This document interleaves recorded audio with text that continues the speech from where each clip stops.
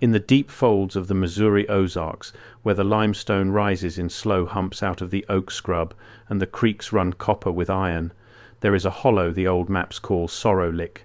It is not on the newer maps. It was taken off in the 1960s, the way certain things get taken off. In that hollow, from 1834 until the last one died in 1962, there lived a family called the Osbornes. They were not counted by the census. They were not married in any church. They were not buried in any yard with a stone that a preacher had blessed. They built a house of chestnut and pine that had 13 doors, and one of those doors, down in the cellar, they never opened. They were the most godless bloodline in the Ozarks, and not because they believed in nothing. They were godless because they believed in something else, and they kept it fed for 128 years behind a door they never opened. If you make it to the end, hit subscribe. What you are about to hear was assembled from a sheriff's ledger, a Methodist circuit rider's letter from 1852, a county doctor's daybook, a schoolteacher's report, a WPA folklorist's field recording, and reel-to-reel tapes made in 1971 by the last Osborne, Ellery, dying in a state care home in Rolla, who wanted someone to know what his family had done. Those tapes were not heard by anyone but the nurse who filed them until a graduate student named Delphine Ash pulled them out of a Missouri State Historical Society box in the spring of 1996. What she heard is the reason this story is being told at all. Subscribe now, because the last part of it, the part about what the archaeology team found in 2011, is the part most people are not ready for. The patriarch was called Deacon Osborne. That was not a title. It was his first name, given to him by parents no one could later find record of. He came into Shannon County in the spring of 1834 with a wife named Afra, 3 children whose ages the neighbors could never settle on, and a wagon heavier going in than a wagon that size should have been. He did not buy his land. He was not on the land patent records. He came into the hollow at Sorrow Lick, put up a cabin, and over 4 years raised a second and larger house on the low rise above it. The larger house was strange from the beginning. It had a stone cellar cut into the hillside, and the cellar was older than the house. The men who helped raise the walls said the cellar stones were dressed too fine, laid too tight, and at the back of the cellar was a doorway with a frame of dark stone veined in some duller metal, and the door in that frame was not wood. It was some black material that did not warm in the hand and did not cool. Deacon told them the cellar had been there when he found the hollow, that the door was not to be touched, and anyone who touched it would answer to him. He paid them in silver coins that were not United States coins, and that the store at Eminence would not accept without a discount. The men went home and did not come back. The Osbornes did not attend meeting. They did not stand for baptism. When a child was born, they did not carry it to a preacher. When Afra's mother died in 1841, they did not bury her in a churchyard. They dug a hole in the woods behind the house, put her in wrapped in a sheet, and covered her. No marker was set. When a circuit-riding Methodist named Jubal Thorne came through the hollow in the summer of 1852, he stopped at the Osborne house because it was the largest for 3 miles, and he expected hospitality. He got it. Deacon Osborne fed him a supper of pork and cornbread, gave him a bed, and in the morning gave him coffee and sent him on. Reverend Thorne wrote about that night in a letter to his sister in Pennsylvania, and the letter survives in the archives of Drew University. Thorne wrote that the Osborne Bible on the mantel was open to Genesis, but when he sat down to read before bed, the pages were blank, not faded, blank. He turned the book over, looked at the spine, which said Holy Bible in gilt, opened it in 3 or 4 places, and every page was blank.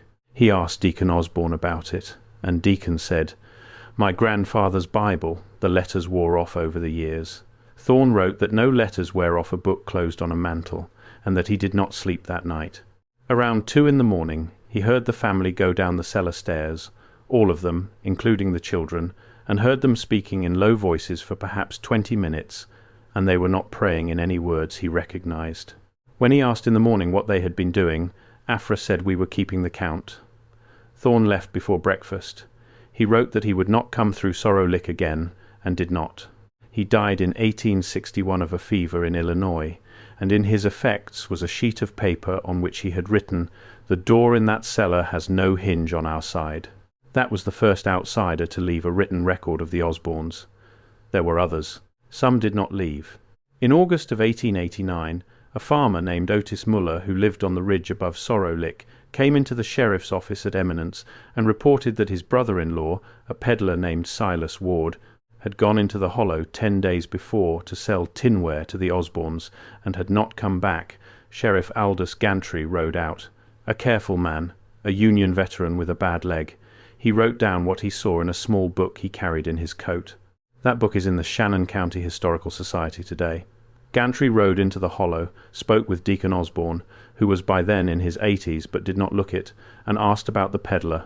Deacon said the peddler had come, sold them nothing, eaten a meal, and gone on toward Van Buren. Gantry asked to look through the house. Deacon said yes.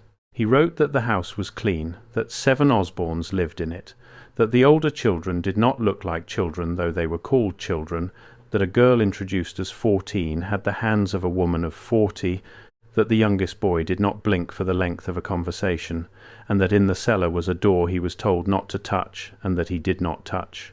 He wrote that he asked Deacon what was behind the door. Deacon said, "The thing we do not open the door for." Gantry wrote that he understood in that moment he was not going to find Silas Ward, and if he pressed further he would not ride out of the Hollow either, and that this understanding came to him not as fear but as a quiet knowledge, the way a man knows a storm is coming before the wind changes. He rode out. He listed Silas Ward as missing, presumed drowned in the current river, and did not go back to Sorrow Lick for the remaining 11 years of his life. On the last page of the August entries, in a smaller hand, he wrote a single sentence: "The door has 13 locks, and one of them is not iron." Dr. Fenwick Rowe, the county physician, was called to the Osborne place 3 times between 1892 and 1904. His daybook survives in a Rowe family attic in Winona. On each visit he was called for an Osborne child who was not sick, exactly, but who was, in his phrase, wearing thin. He wrote that the children of that family did not fall ill in the ordinary way. Their skin grew papery, their pulse slowed. He would examine them, find nothing wrong he could name, prescribe a tonic, and leave. On his 3rd visit, in 1904, he examined a boy of about 7 named Merritt Osborne, and wrote that the boy's pupils did not respond to a lamp brought close to his eye, and that when Rowe listened with his stethoscope he heard, under the boy's heartbeat, a second sound, slower, deeper, like a large door being pulled slowly against its own weight in a room some distance away. He wrote that the second sound was not in the boy. It was in the house. He left and did not come back. Before we move on to what the schoolteacher found in 1911, stop for a second. What you just heard about the door with 13 locks, and the second sound Doctor Rowe heard under the boy's heartbeat, is the part that changes everything. But it only makes sense when you see it written out next to Sheriff Gantry's original ledger page and Reverend Thorne's 1852 letter. The lock that is not iron. The blank Bible on the mantel. It's all in the document linked below. Take 5 seconds right now, grab it, and then come back, because what comes next builds directly on it. The link is in the description. QR code is on your screen. In the fall of 1911, Missouri began enforcing school attendance in Shannon County, and a young woman named Cassie Marn was assigned to a 1-room schoolhouse 3 miles from Sorrow Lick. 2 Osborne children were on her attendance list, a girl named Rue and a boy named Absalom. Cassie Marn was 22, from Cape Girardeau, and she wrote monthly reports to the state superintendent because that was required of first-year teachers. Her reports are in the State Education Archive in Jefferson City. The reports for October, November, and December of 1911 have been read by very few. A researcher named Owen Halbrook found them in 2004 while looking for something else, and made photocopies before the archivist told him the file was not cleared for general viewing. Cassie Marn wrote that the Osborne children came to school for 3 weeks. They sat in the back of the room. They did not speak to the other children. They did not eat the lunches their mother packed, which were wrapped in paper and which, Cassie wrote, did not smell like food. They copied their letters correctly on the first attempt. Every time, in a hand too even and too old for children of 8 and 10. When Cassie asked Rue to read aloud from the primer, Rue read aloud, but the words she spoke were not the words on the page. Cassie wrote that Rue read a passage about a farmer and a horse, and that the words out of the girl's mouth were about a hall with a low ceiling and a table on which names were being counted. And when Cassie stopped her and asked her to look again at the page, Rue read the passage about the farmer and the horse in the same voice, as if the first reading had not happened. Cassie wrote that whatever was looking at her out of the girl's eyes was much older than the girl and interested in her. She wrote that Absalom drew, during a free hour, a picture on the back of his slate. The picture was of a doorway. The frame was of dark stone. The door was black. Around the frame he had drawn, in careful order, 12 small squares that Cassie took to be locks, and a 13th mark that was not a square but rounder, drawn in a different pressure, as if the child had not wanted to press hard on the slate at that spot. Cassie asked him what it was. Absalom said, "That is the one you do not touch." After that, Cassie wrote, she began to have dreams about the Osborne house, dreams in which she walked downstairs into a stone room and stood in front of a door and knew that if she looked at it long enough, she would understand something she did not want to understand. She wrote in her December report that the Osborne children had stopped coming to school and she was not going to inquire why. She resigned in January of 1912. She married a railroad clerk in Street Louis in 1914 and never taught again, and never wrote about the Osbornes in any letter that has been found. In 1934, a WPA folklorist named Vernon Culp came into Shannon County with a portable recording rig to collect ballads and folk speech. In Eminence, he was told not to go to Sorrow Lick. He was told by 3 different men in 3 different conversations. He went anyway because he was 26, had a federal salary, and thought the old men at the courthouse were superstitious. He recorded 1 wax cylinder at the Osborne place. That cylinder is in the Library of Congress Folk Recording Archive. A copy was made in 1978 for the University of Arkansas Folklore Department, and a graduate student named Marion Peel transcribed it in 1981. The cylinder is 9 minutes long. For the first 4 minutes, Culp speaks with a woman he identifies as Nettie Osborne, then in her 60s, one of Deacon's granddaughters. He asks about old songs. She says her family does not sing. About hymns. Her family does not know hymns. About lullabies. Her family does not use lullabies, because the children of her family do not need to be sung to sleep. There is a pause on the cylinder that Marion Peel timed at 41 seconds. Then Nettie says, in a voice Peel described as flat and courteous, "We keep the count and the count keeps us and the door does not open." Culp asks what door. Nettie does not answer. Instead, in the background, a low sound begins. A sound, Peel wrote, was not an artifact of the wax, but had been recorded through the microphone from somewhere in the house. She described it as the sound of a heavy weight being drawn slowly along a stone floor, then stopping, then being drawn again. The sound lasts for the remaining 4 minutes. Vernon Culp does not speak again on the recording. When he came out of the hollow that afternoon, he drove straight to Jefferson City and asked to be reassigned to Pulaski County, and he was, and he never returned to Shannon County. He died in 1,971 inches, a car accident in Ohio. In his personal papers is a single index card on which he had written, in pencil, "The Osbornes are not the tenants, they are the caretakers." The last Osborne was Ellery. Born in 1898, he was the son of Merritt, the boy Dr. Rowe had examined, and a woman named Wren, whose maiden name does not appear on any document. Ellery was the youngest of 6. And by the time he was 30, every one of his siblings and both parents had died or gone away, and he lived alone with his grandmother Nettie until she died in 1946. From 1946 until 1962, Ellery lived alone in the hollow. He did not marry. He had no children. He kept the house. He kept the cellar. When he was 73, in summer 1971, the county found him wandering on the road above Sorrow Lick, thin and confused, and put him in a state care home in Rolla, where he lived 8 more months and where a night nurse named Colleen Baird set up a reel-to-reel recorder next to his bed at his request and let him talk into it for 4 hours across 7 nights. On those tapes, Ellery said what his family had been doing. The cellar door was not built by any Osborne. When Deacon came into the hollow in 1834, he had not chosen it. He He had been sent to it. He did not say by what. He said the door was already there. The cellar was already there, and under the cellar there was more, a hall of cut white stone with a low ceiling and a long stone table, and beyond the hall, deeper, something that was not a room but that used a room to reach up. He said the Osbornes were the family that fed the door, not with meat, not with blood, with names.